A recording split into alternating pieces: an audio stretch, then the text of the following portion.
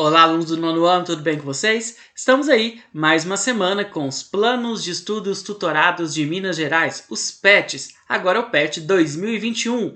Essa semana, semana 4 do PET 1 do nono ano. Lembrando que tem a semana 1, 2, 3 e 4 dos PETs, né? Tanto do sexto até o nono ano e também do primeiro, segundo e terceiro ano do ensino médio.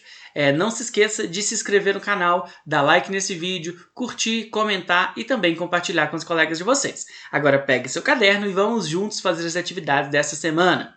Essa semana a gente vai relembrar aí, então, a independência do Brasil. A independência do Brasil que acontece em 1822, né, sendo proclamada aí pelo Dom Pedro I, mas o processo que levou à independência tem início antes, né, lá em 1808, com a transferência da corte para o Brasil. Então, a transferência da corte de Portugal para o Brasil vai fazer com que diferentes transformações acontecessem, né, aqui no Brasil, e acaba que isso vai gerar lá na frente a independência, né? O governo do Dom João VI, né, de 1808 a 1821, a gente vai ter uma maior autonomia administrativa, o comércio internacional, principalmente com a Inglaterra, né, uma liberdade industrial, né, então a gente vai ter todas essas mudanças aí no Brasil. Em 1817 a gente tem a Revolução Pernambucana, que tenta implantar, né, um regime republicano aqui no Brasil, e em 1821 a gente vai ter o retorno da corte, né, o retorno de Dom João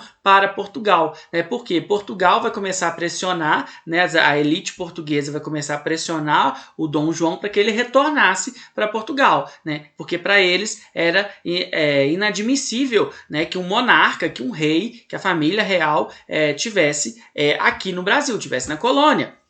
Mesmo o Brasil depois sendo elevado a Reino Unido, né, eles não aceitavam isso. Então eles pressionam e ele volta. O Dom Pedro fica aqui no primeiro momento.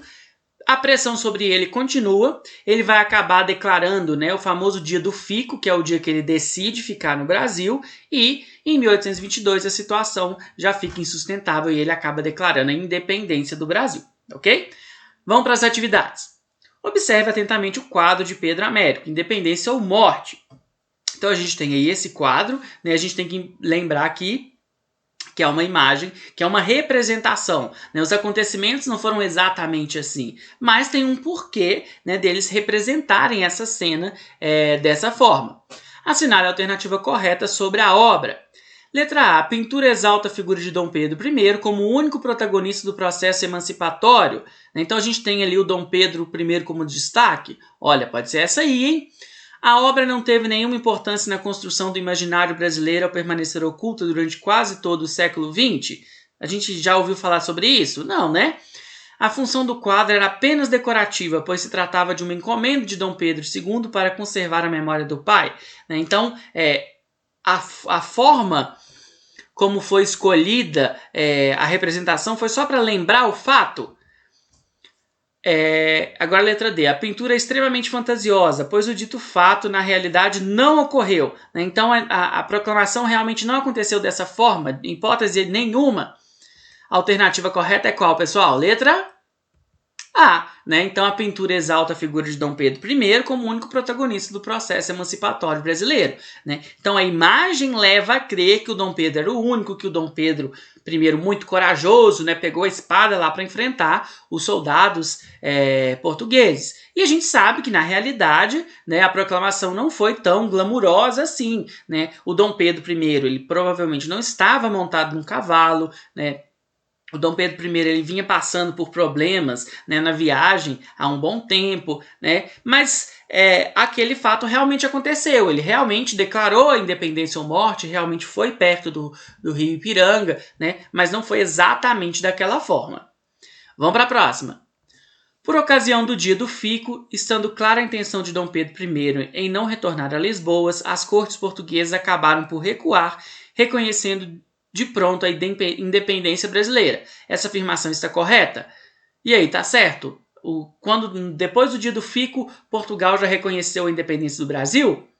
Não, né? O dia do fico vai ser o dia em que o Dom Pedro I resolve ficar aqui no Brasil. Mas mesmo assim, as cortes portuguesas ainda não aceitaram a independência. Quando que elas vão aceitar? Elas só vão aceitar depois que o Brasil pagasse uma multa, né? Então o Brasil ele vai ter que pagar uma multa para Portugal, para que Portugal reconhecesse aí a independência do Brasil, né? Então, não, o reconhecimento da independência por Portugal só ocorreu em 1825, mediante o pagamento de uma indenização de 2 milhões de libras. Então o Brasil teve que pagar para Portugal para que Portugal aceitasse aí a independência. Bom, pessoal, então é isso. Boa semana, bons estudos e não se esqueça de se inscrever no canal, dar like nesse vídeo, comentar e compartilhar com os colegas de vocês.